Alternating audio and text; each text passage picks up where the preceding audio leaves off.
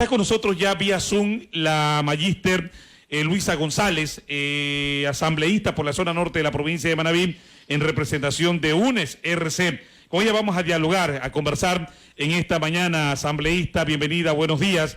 Es un gusto poder contar con usted a través de Radio Farra 95.7.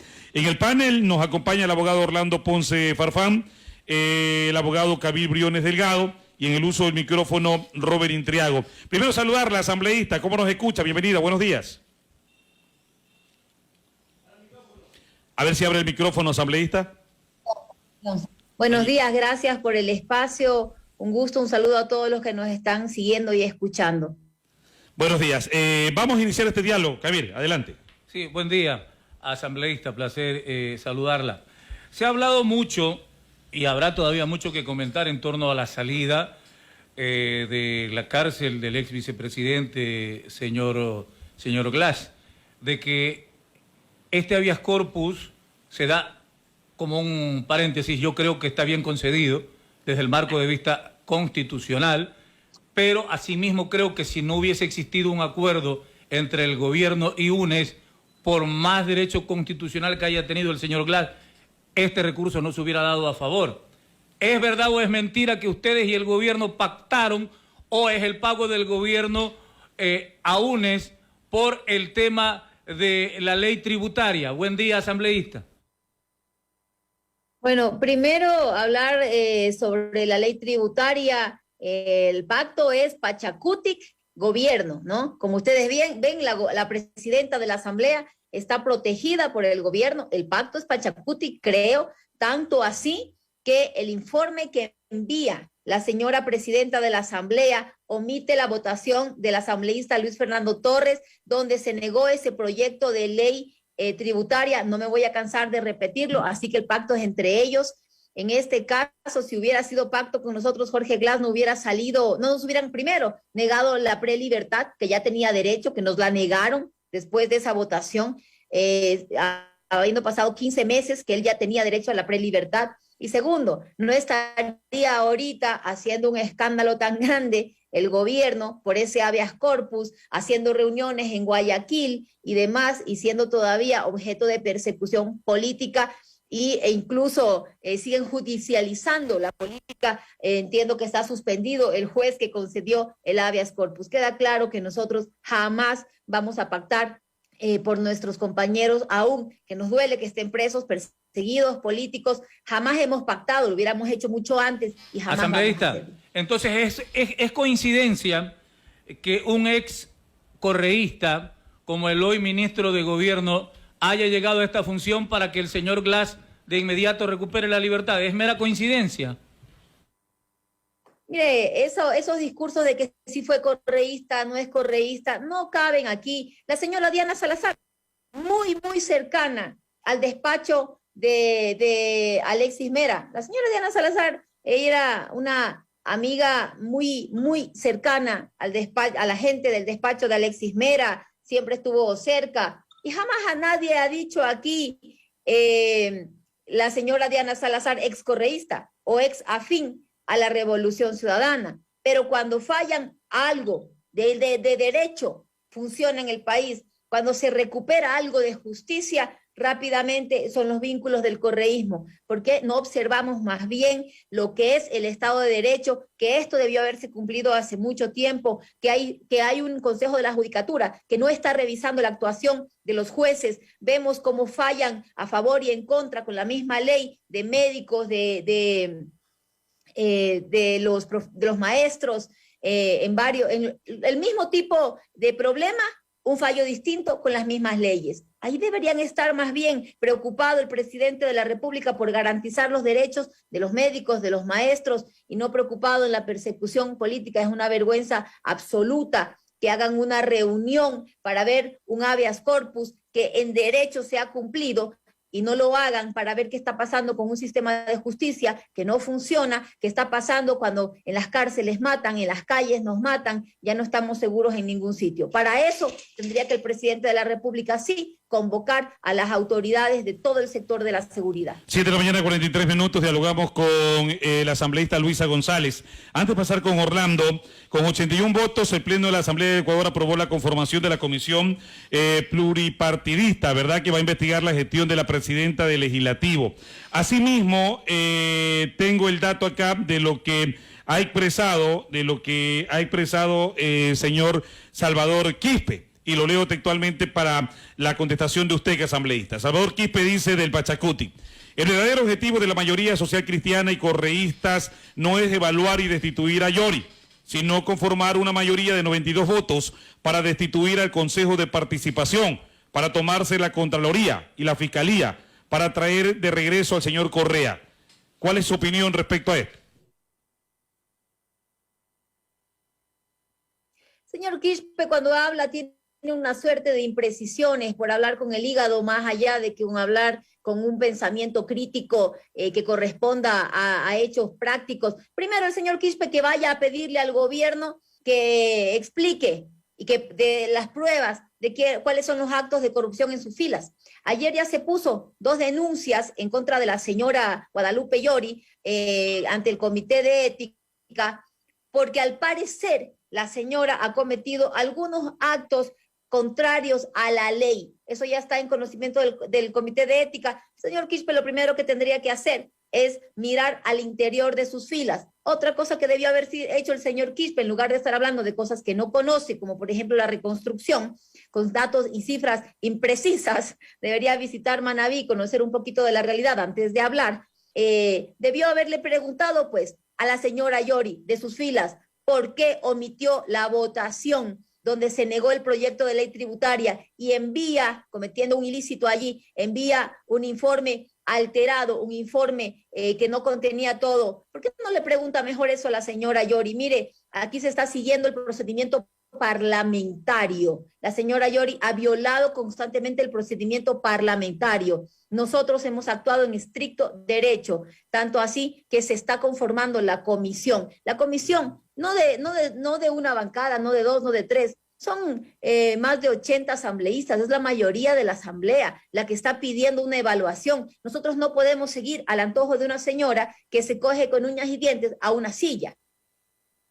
7 de la mañana, 7:45 minutos, abogado Orlando Ponce Farfán. Gracias, mi saludo para la señora asambleísta doña Luisa González. Citando textualmente lo que usted acabó de manifestar, dice de que reclamamos un Estado de Derecho. Un Estado de Derecho que no lo vivimos en los gobiernos anteriores, donde se violaron todos los derechos constitucionales y los derechos ciudadanos, donde se daban órdenes y disposición desde el doctor Alexis Vera para que los jueces dictaran sentencia. Debemos recordar el caso en Guayaquil de un juez recibió 800 fojas y al otro día dio la sentencia. Entonces, ¿cómo ahora reclamamos un Estado de Derecho? Y vamos más allá, hablamos de una persecución política. O sea, persecución política ahora. Más antes no hubo persecución política. Cuando el expresidente RC decía desde la sabatina: señor fiscal, señor juez, usted ya sabe lo que tiene que hacer. O sea, estaban ordenando. Había una intromisión a uno de los poderes del Estado. Sin embargo, ahora decimos de que hay persecución política. Mi pregunta va a lo siguiente, mi querida asambleísta. Esta comisión que se está formando, que ya se va a formar en la Asamblea, será para la destitución de la presidenta de la Asamblea con los señores del CAL. Adelante, señor asambleísta.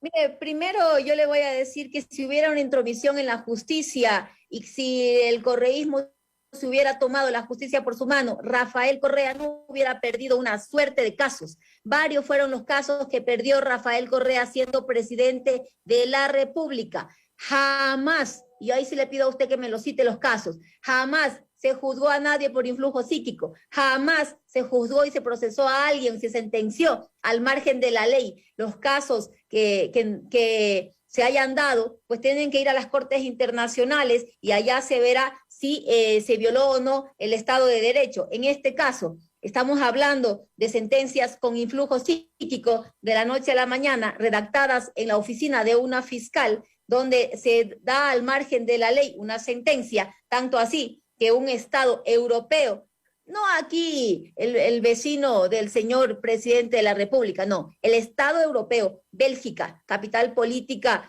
capital de las Naciones Unidas prácticamente en Europa, no nos olvidemos que son ellos los que están diciendo que en Ecuador existe persecución política y que existe un Estado en el que no está imparcial los jueces y que el señor Saquicela, presidente de la Corte, es un juez parcializado. Es decir, en Ecuador no existe un sistema de justicia que defienda a los ciudadanos y que se ejecute realmente los derechos. De eso estamos hablando, y cuando hablamos de derechos también yo le puedo decir que por primera vez en la vida la salud, la educación, la seguridad fue un derecho. Ecuador, con las mismas leyes y con la misma constitución que tenemos ahorita, fue el segundo país más seguro de Latinoamérica, el segundo país con la mejor infraestructura. Los avances en educación, en salud, fueron reconocidos a nivel mundial. En cuanto a la señora Guadalupe Llori, la señora no sabe mucho del derecho, al parecer. La Constitución, en el artículo 128, dice que los asambleístas no podemos ser demandados por el ejercicio propio de nuestras funciones como asambleístas, no podemos ser denunciados por el ejercicio propio, el debate de nuestras funciones dentro de la Asamblea. Y ayer, en cuanto se decidió hacer la comisión evaluadora, es una comisión que va a evaluar conforme a lo que dice el artículo 18 de la Ley Orgánica de la Función Legislativa, se conforma una comisión multipartidista, no dice multibancadista, dice multipartidista, en donde se procede a hacer una evaluación. Si después de la evaluación se decide que la señora tiene que salir del cargo, pues debe hacerlo. Yo le digo, el Pleno de la Asamblea es la máxima autoridad de la Asamblea Nacional. 7:50. Las decisiones del Pleno son las que están por encima, y la señora, y nosotros como asambleístas tenemos el derecho de elegir a nuestras autoridades dentro de la Asamblea, y asimismo tenemos el derecho de que si no estamos de acuerdo, cambiar esas autoridades. Eso es lo que estamos haciendo. 7 de la mañana, 50 minutos. Estamos dialogando con Luisa González, asambleísta de UNES o de la RC, representante en Manabí, en la zona norte. Cito lo que dijo días atrás el expresidente de la Corte Constitucional, Hernán Salgado. Él dice, es imposible que a una persona que tiene 2 sentencias condenatorias, que está cumpliendo la pena, se deje libre. Se cometió un error muy grande. Asambleísta, ¿qué opina de esto? ¿A quién se refiere? ¿A Jorge Glass acaso? Sí, señor. Así es. Bueno, yo ahí le invitaría a que lea la Constitución sobre el habeas corpus. Jorge Glass fue juzgado con un código penal derogado. Ahí ya se violó el sistema de justicia. Ahí ya rompiste el Estado de Derecho. Conforme a ese mismo código, él ya cumplió los requisitos para la prelibertad hace 15 meses atrás. Él ya debió haber salido. No hay más sentencias al momento. La acumulación de las penas te dice que una vez que tú cumples el 40%, tú puedes estar en prelibertad. Él debió haber salido en prelibertad, se le negó eso, y el habeas corpus se ha cumplido conforme a lo que dice la Constitución de la República. 7 de la mañana, 52 minutos.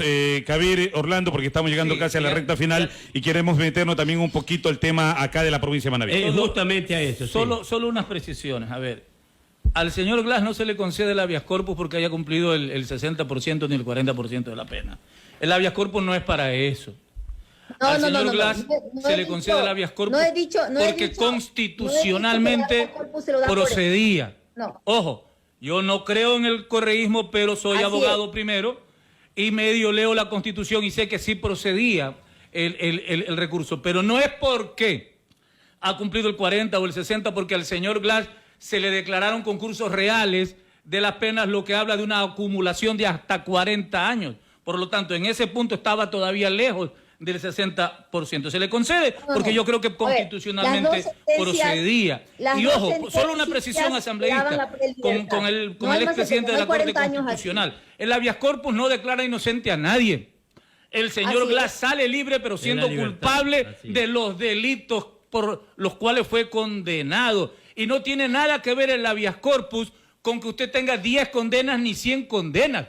Tienen que reunirse determinadas condiciones que señala la Constitución y la Ley Orgánica de Garantías Jurisdiccionales, y de acuerdo al escrito que no desvaneció la SNAI en un acuerdo entre el gobierno y UNES, procedía el habeas corpus. Quiero puntualizar aquello, asambleísta, nada más. Aquí hay un error, ¿no? Aquí hay un error y no puede usted tomarse el nombre de UNES, Kabir, con todo respeto.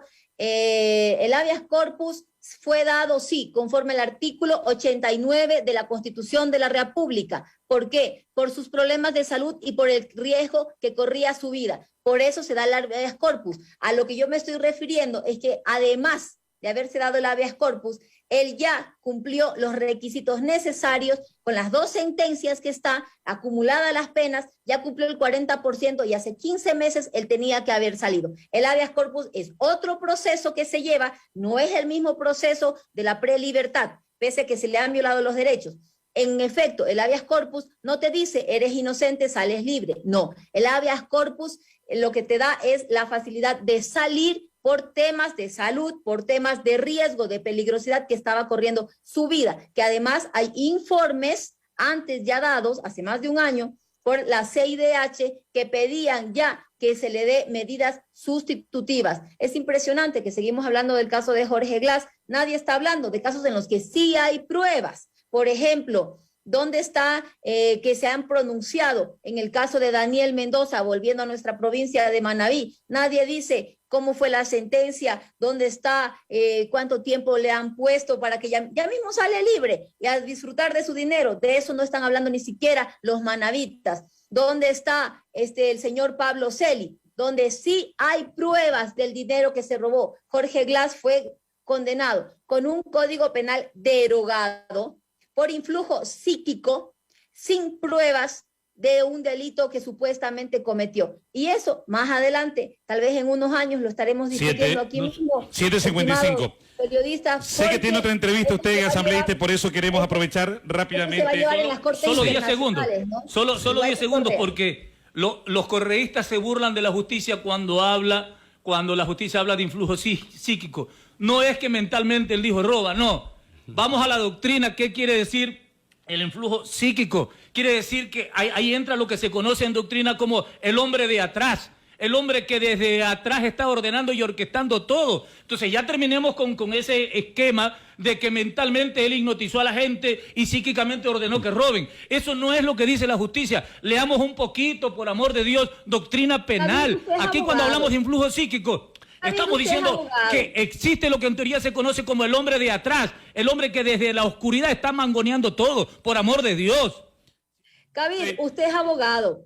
Yo mañana lo voy a denunciar a usted penalmente porque desde ese micrófono usted, como dijo la señora fiscal, está irradiando, ese es el mismo gesto que hizo la señora fiscal, ¿no? Su influjo psíquico para que los manavitas salgan a pedir, a delinquir, para que a donde llega usted con ese micrófono se cometan asesinatos, femicidios, robos, que pidan las vacunas. Yo voy a decir, lo que pasa es que el discurso del señor Kabir Briones generaba odio y a través de ese odio la población, de su irradiación, empezó a cometer delitos. Hágame el favor, usted es abogado. Si no está tipificado el delito, no puede ser una persona procesada con ese delito. El mismo autor de lo del influjo psíquico dijo que no cabía. 7:57, asambleísta, sé que tiene otra entrevista.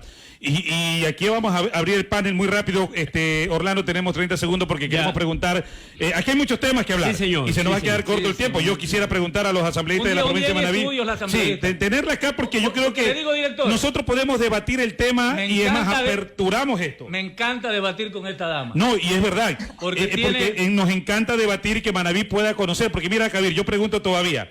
Acá en Manabí, yo quisiera que todos los asambleístas acá se reúnan acá en la provincia de Manabí y que nos digan, esta es la agenda legislativa de Manabí. Yo todavía no escucho nada. Claro. Y la percepción que tiene Manabí, que tienen los manavitas. Aquí, si yo me pongo a leer todos los mensajes, y bueno, ella ha sido asambleísta. No, aquí tenemos asambleístas en la provincia de Manabí. Lamentablemente la percepción es que no hay un tema, aquí lo ha dicho el señor de la izquierda democrática Javier Santos, que es tan difícil poderse reunir todos para decir, esta es la agenda legislativa también de la provincia de Manabí, y como que no tenemos el peso a nivel nacional de que alguien nos represente a los manavitas, pero será tema de otro. La pregunta puntual, asambleísta, porque me han pedido, usted tiene otro diálogo, me han indicado, caso contrario que usted nos diga, sigamos en la entrevista. Yo tengo una pregunta. Va para también. Candidata a la prefectura, se habla mucho de que la magíster Luisa González... ¿La encuestaron? No, y por eso le estoy preguntando. Iría a la prefectura de la provincia de Manabí. Mantenga ahí un ratito, asambleísta, muy puntual, Orlando. Sí, mi pregunta es puntual. Mi querida asambleísta, el tema es el siguiente. ¿Usted ha escuchado de que el pueblo manabita se queja por el tema de la energía eléctrica? Yo creo que sí. Si usted camina en los pueblos, en su pueblo, en Chone, usted va a escuchar que hay este sentimiento de indignación. ¿Por qué razón, mi querida asambleísta? De la misma manera como desaparecieron la empresa eléctrica de Manabí de un plomazo, el señor RC desapareció y unificó en una sola Corporación Nacional Eléctrica, donde nos metió a nosotros los manavitas, porque para solicitar algo tenemos que llamar a Guayaquil. Hay un cortocircuito en mi barrio, tengo que llamar a Guayaquil, de Guayaquil llaman a Manta o llaman a Portoviejo. No podemos descentralizar esto, señor asambleísta. Adelante, en asambleísta. virtud de esto, lo que está pasando en Manabí, por el tema también del costo de la energía eléctrica. Adelante. Voy a empezar por lo de la energía eléctrica. En efecto, yo sé los problemas de la energía eléctrica, del agua. Yo vivo en Canuto, en mi casa me quisieron cobrar por un agua que nunca recibimos. Nosotros usábamos agua de pozo, normalmente hace un pocos meses tenemos agua potable, que a veces no hay, la energía eléctrica se nos va. A cada rato se va la energía eléctrica, nos quedamos sin energía, sin internet, sin todas las necesidades en la noche y más aún con la peligrosidad. Pero esto es un tema de gestión desde el Estado central. Estas son decisiones que se toman en una organización de Estado, de dónde pones las repetidoras, de quién se hace cargo. Hay una oficina de CNEL en Manabí, claro que lo hay, y esa es la que tendría que hacerse cargo de responder a todas las necesidades. Ahora, yo ya no le puedo decir, son 5 años que no estamos en el gobierno y que todo se ha destrozado, debieron haberse mejorado, si no funcionaba, si había que poner una oficina más en Manabí, pues eso es un análisis técnico que tiene que hacerlo desde las decisiones del gobierno mismo. Y yendo a lo de si soy candidato o no, me acabo de enterar que me han encuestado, ojalá me haya ido bien en las encuestas. Yo no soy el pueblo. ¿Le gustaría ir o no, si será eso favorable a usted? Porque el economista Leonardo Orlando también ha indicado que le gustaría ir a la reelección. Le pregunto ¿a usted le gustaría ir si tiene ese respaldo popular de ir a terciar a la prefectura de Manabí? Mire, yo voy a ser totalmente honesta con ustedes. Ni siquiera quise ser candidata para la Asamblea Nacional. Fue una decisión del partido. Mi familia quería que deje la política. Yo estuve 10 años en la Revolución Ciudadana, luego vino la persecución. Soy parte de los perseguidos políticos y lo que más anhelaba mi familia y lo que me pidió fue que deje la política. Leonardo lo sabe porque yo a él también le dije, yo no quiero ser candidata a nada. Sin embargo, desde el movimiento me vino la decisión de que vaya a la asamblea y el pueblo ecuatoriano me dio su voto, me dio su apoyo, el pueblo manabita del norte, para que yo sea asambleísta. Y si mañana desde arriba, desde Bélgica, viene la disposición de que usted sea la candidata, ¿aceptaría o no? No, por supuesto que no. Mire, yo soy sumamente orgánica, yo agradezco el cariño de mis compañeros. Muchos me han dicho, Luisa, tú deberías ser candidata aquí, candidata allá. Me han candidatizado a tantas cosas en realidad, y yo solamente decirles que yo respaldo la candidatura de Leonardo Orlando, que es así como está decidido dentro del buró político, además, que yo fui elegida para ser asambleísta y desde allí es la función que yo debo cumplir y debo ser responsable con el voto que me dieron los ciudadanos y por el resto agradecer también el cariño de la gente. Asambleísta, le aperturamos una invitación pública para tenerla cuando esté de visita acá en Manabí, acá en los estudios, para dejar, porque quedan muchos temas, especialmente de Manabí. Decía el asambleísta Santos que en Quito, donde él alquila un departamento, un apartamento, como se le quiera denominar, la luz, él paga menos luz que acá en Manabí. Entonces, Sí, hay tantos temas que tenemos que tratarlo acá, asambleísta, tema de Manaví, tema de la reconstrucción, un sinnúmero de temas que creo que vale la pena que la colectividad de la ciudadanía también entremos en ese debate. Queda abierta y pública la invitación, asambleísta, para tenerla acá y poder coordinar esta entrevista. Que tenga un excelente día. Aunque no me quedó clara la explicación del tema de la Claro, por eso le decía, no me quedó claro. La estamos invitando porque acá es fácil, públicamente, ¿no? El de atrás paga. Asambleísta, adelante, buenos días. Perdón, ¿qué tema no quedó claro?